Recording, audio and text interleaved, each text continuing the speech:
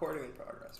So, on February 27th, 2019, I got on a plane from Newark, New Jersey, to go to Mumbai, India.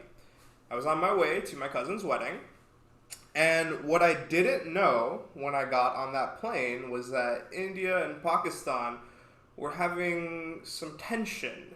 Now, in case you didn't know, Indians and Pakistanis haven't really been the best of friends, but this is a cultural norm that I wasn't really indoctrinated into since I am Indian, but I grew up in America. So, for example, one of my best friends is Pakistani. We are great friends. We've stayed over at each other's places. He's come to Thanksgiving at my parents' place. We hang out all the time. But people who grew up in India and people who grew up in Pakistan don't necessarily feel the same way. Now, when I say tension, I maybe might be underwhelming you, because what really happened was India dropped a bomb on what they said was a terrorist training camp in Pakistan. So here I am. I got my backpack with like 6 books in it. I've got my Spotify playlist set. I'm ready for this 18-hour plane ride in economy class because we're financially responsible, and India and Pakistan are kind of gearing up to go to war. Now, I already have this 18-hour journey in front of me, and it's always so weird to spend that much time in a plane because you can't really sleep, but there's nothing to do besides sleep. And you just kind of fade in and out for 18 hours. And of course, the other thing, when you're in the air like that, you're totally disconnected from humanity. It's a transient state. You're not getting any news, and you can't do anything about your personal worries either because you can't talk to anybody who's on the ground. So I was just watching, 60 non-consecutive minutes of a 90-minute movie and, miss the drink cart because I'm asleep, or read the first few pages of some books, and alternating between sleep, kind of, and journaling, like, furiously. See, the other thing that was happening at the same time is I was kind of gearing up to drop my own bomb on my parents. Now, my bomb is not really anything by American standards, but by Indian standards,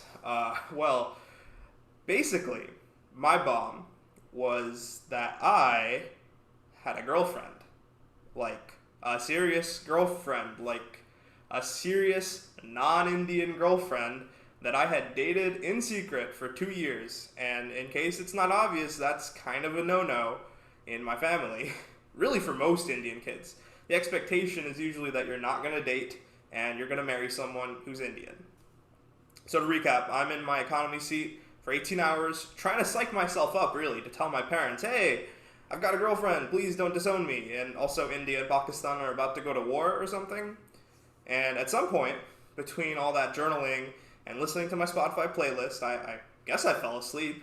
And that was the moment when Pakistan shot down an Indian plane, captured the pilot, and told the whole world that they're closing their airspace. It was a whole thing. If you want to learn more about it, you can look up the 2019 Balakot airstrike. There's a Wikipedia article about it and everything. Like, this was history. Now, the problem, here's a little geography lesson. If you're going from New Jersey to North India, you kind of have to go over Pakistan. So if the airspace is closed, you can't do that. So the plane turned around, and I, expecting to wake up in Mumbai and catch my connecting flight to Kolkata, wake up in Frankfurt, Germany. Now that's pretty disorienting. Like, imagine if you took a bus from University City to Penn's Landing, like the 40, and you took a little nap on the way, and then you woke up in Manayunk. You'd feel kind of the same way I was feeling, which was, how many things just went wrong for this to happen? And it was a total mess. There was a 4-hour line of international travelers trying to rebook their flight. And I was at the back of it, because economy class. And a lot of people weren't even trying to rebook to get to India, because we weren't sure if the airspace was going to open up anytime soon. So a lot of people were just getting flights to go back to the US. And I was over here thinking, well, my job isn't that important. I was just, working part time while I waited to finish my master's degree at the time. And I also didn't want to miss my cousin's wedding. So I say, okay, I'll rebook my flight to go to India. We'll see how long it takes. And they put me up inside this hotel, inside the airport, in like this abandoned wing of the international terminal in the Frankfurt airport.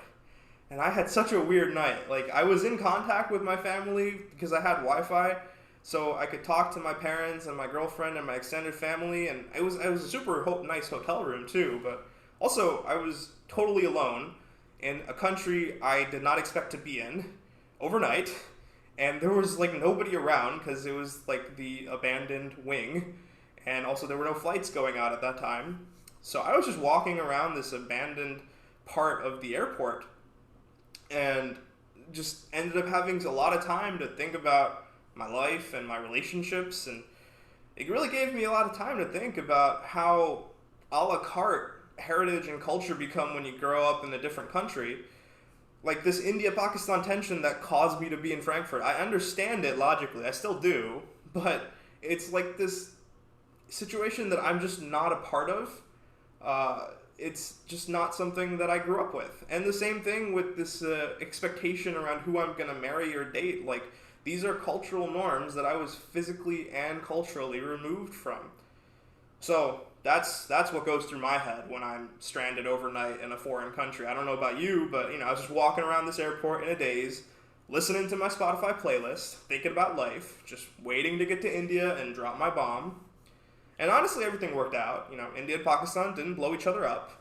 And my parents didn't disown me. It was totally on the table, but we're fine. Me and my girlfriend still going strong. The wedding was beautiful.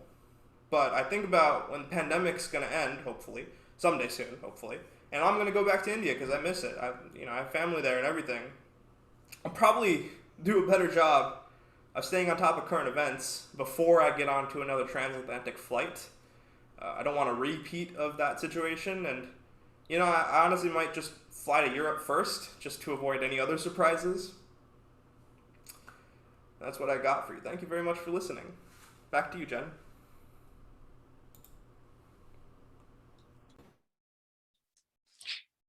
Anoon, thank you so much for your cap